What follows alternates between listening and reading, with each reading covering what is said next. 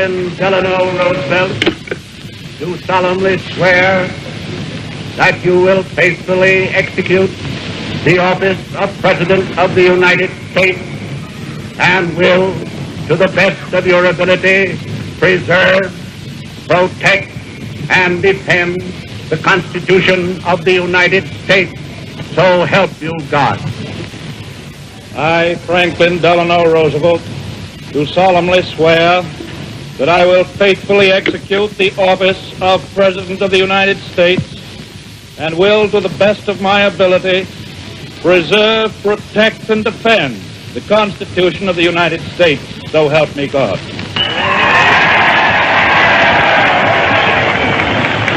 President Hoover, Mr. Chief Justice, my friends, this is a day of national consecration. And I am certain that on this day, my fellow Americans expect that on my induction into the presidency, I will address them with a candor and a decision which the present situation of our people impels. This is preeminently the time to speak the truth, the whole truth, frankly and boldly. Nor need we shrink from honestly facing conditions in our country today. This great nation will endure as it has endured, will revive and will prosper. So first of all, let me assert my firm belief that the only thing we have to fear is fear itself, nameless, unreasoning, unjustified terror, which paralyzes needed effort to convert retreat into advance. In every dark hour of our national life, a leadership of frankness and of vigor has met with that understanding and support of the people themselves, which is essential to victory. And I am convinced that you will again give that support to leadership in these critical days. In such a spirit on my part and on yours, we face our common difficulties. They concern, thank God, only material things. Values have shrunk to fantastic levels, taxes have risen, our ability to pay has fallen, government of all kinds is faced by serious curtailment of income, the means of exchange are frozen in the currents of trade, the withered leaves of industrial enterprise lie on every side, farmers find no market for their produce, and the savings of many years in thousands of families are gone. More important, a host of unemployed citizens face the grim problem of existence, and an equally great number toil with little return. Only a foolish optimist can deny the dark realities of the moment. And yet our distress comes from no failure of substance. We are stricken by no plague of locusts compared with the perils which our forefathers conquered because they believed and were not afraid. We have still much to be thankful for. Nature still offers her bounty, and human efforts have multiplied it. Plenty is at our doorstep, but a generous use of it languishes in the very sight of the supply. Primarily, this is because the rulers of the exchange of mankind's goods have failed through their own stubbornness and their own incompetence, have admitted their failure and have abdicated. Practices of the unscrupulous money changers stand indicted in the court of public opinion, rejected by the hearts and minds of men. True, they have tried, but their efforts have been cast in the pattern of an outworn tradition. Faced by failure of credit, they have proposed only the lending of more money. Stripped of the lure of profit by which to induce our people to follow their false leadership, they have resorted to exhortation pleading tearfully for restored confidence. They only know the rules of a generation of self-seekers. They have no vision, and when there is no vision, the people perish. Yes, the money changers have fled from their high seats in the temple of our civilization. We may now restore that temple to the ancient truth.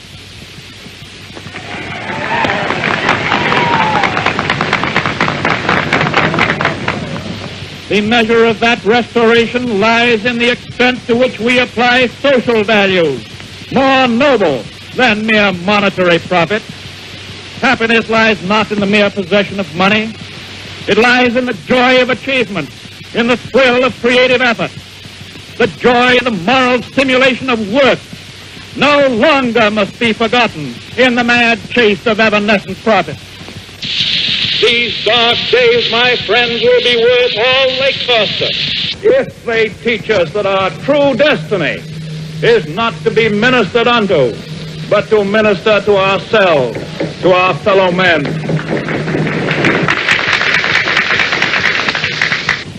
Recognition of that falsity of material wealth as the standard of success goes hand in hand with the abandonment of the false belief that public office and high political positions are to be valued only by the standard of pride of place and personal profit. And there must be an end to a conduct in banking and in business which too often has given to a sacred trust the likeness of callous and selfish wrongdoing. Small wonder that confidence languishes, for it thrives only on honesty, on honor, on the sacredness of obligations, on faithful protection, and on unselfish performance. Without them, it cannot live. Restoration calls, however, not for changes in ethics alone. This nation is asking for action, and action now.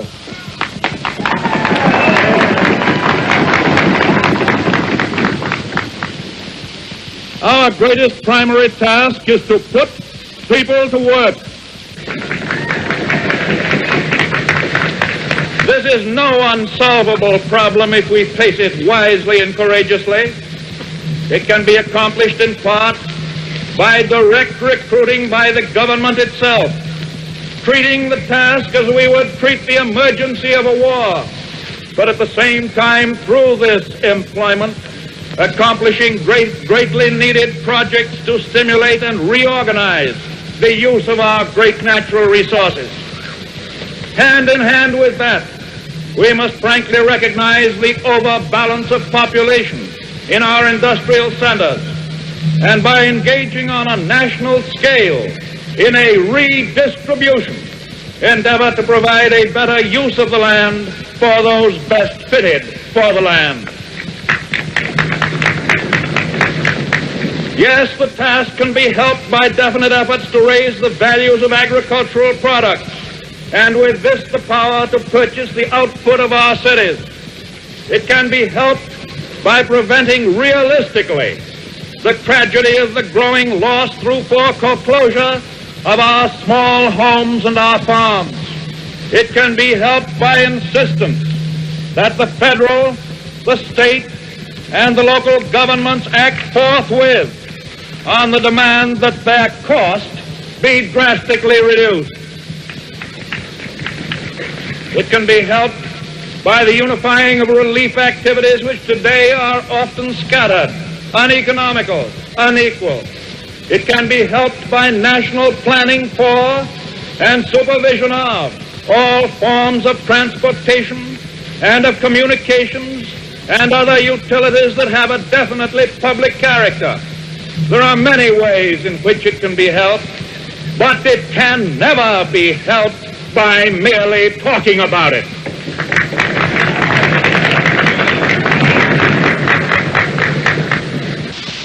We must act quickly.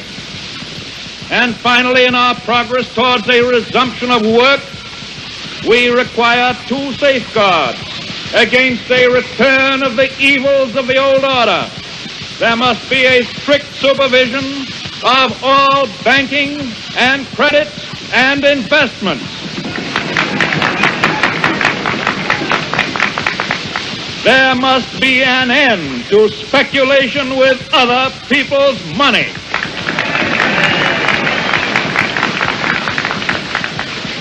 And there must be provision for an adequate but sound currency. These, my friends, are the lines of attack I shall presently urge upon a new Congress in special session detailed measures for their fulfillment, and I shall seek the immediate assistance of the 48 states.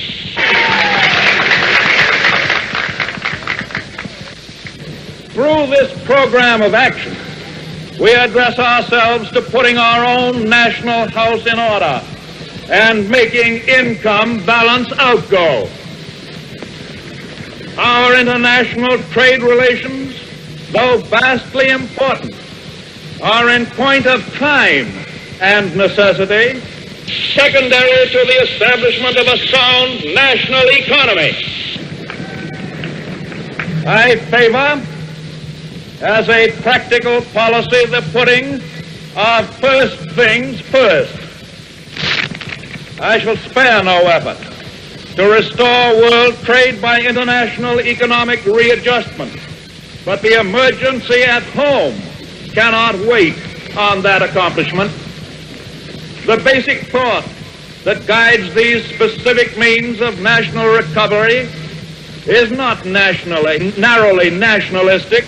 It is the insistence as a first consideration upon the interdependence of the various elements in and parts of the United States of America, a recognition of the old and permanently important manifestation of the American spirit of the pioneer. It is the way to recovery. It is the immediate way. It is the strongest assurance that recovery will endure. In the field of world policy, I would dedicate this nation to the policy of the good neighbor. The neighbor who resolutely respects himself and, because he does so, respects the rights of others. The neighbor who respects his obligations and respects the sanctity of his agreements in and with a world of neighbors. If I read the temper of our people correctly, we now realize, as we have never realized before, our interdependence on each other, that we cannot merely take, but we must give as well. But if we are to go forward, we must move as a trained and loyal army, willing to sacrifice for the good of a common discipline. Because without such discipline, no progress can be made, no leadership becomes effective. We are, I know, ready and willing to submit our lives and our property to such discipline because it makes possible a leadership which aims at the larger good. This I propose to offer, pledging that the larger purposes will bind upon us all, as a sacred obligation, with a unity of duty hitherto evoked only in times of armed strife. With this pledge taken, I assume unhesitatingly the leadership of this great army of our people, dedicated to a disciplined attack upon our common problems. Action in this image, action to this end, is feasible under the form of government which we have inherited from our ancestors. Our Constitution is so simple, so practical, that it is possible always to meet extraordinary needs by changes in emphasis and arrangement without loss of essential form. That is why our constitutional system has proved itself the most superbly enduring political mechanism the modern world has ever seen. It has met every stress of vast expansion of territory, of foreign wars, of bitter internal strife, of world relations. And it is to be hoped that the normal balance of executive and legislative authority may be wholly equal, wholly adequate to meet the unprecedented task before us. But it may be that an unprecedented demand and need for undelayed action may call for temporary departure from that normal balance of public procedure.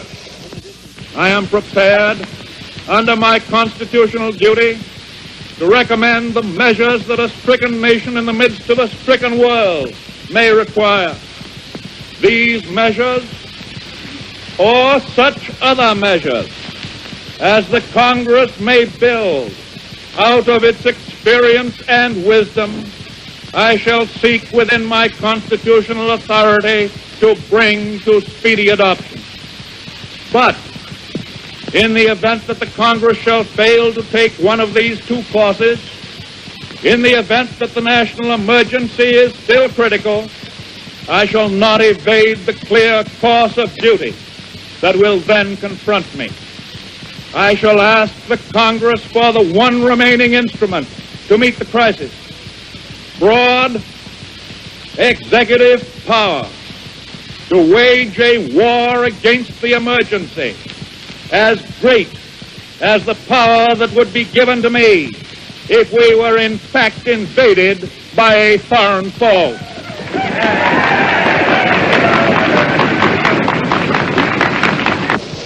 For the trust reposed in me, I will return the courage and the devotion that befit the time. I can do no less. We face the arduous days that lie before us in the warm courage of national unity, with the clear consciousness of seeking old and precious moral values, with the clean satisfaction that comes from the stern performance of duty by old and young alike. We aim at the assurance of a rounded, a permanent national life. We do not distrust the future of essential democracy. The people of the United States have not failed. In their need, they have registered a mandate that they want direct, vigorous action. They have asked for discipline and direction under leadership. They have made me the present instrument of their wishes. In the spirit of the gift, I take it. In this dedication of a nation, we humbly ask the blessing of God. May He protect each and every one of us. May He guide me in the days to come.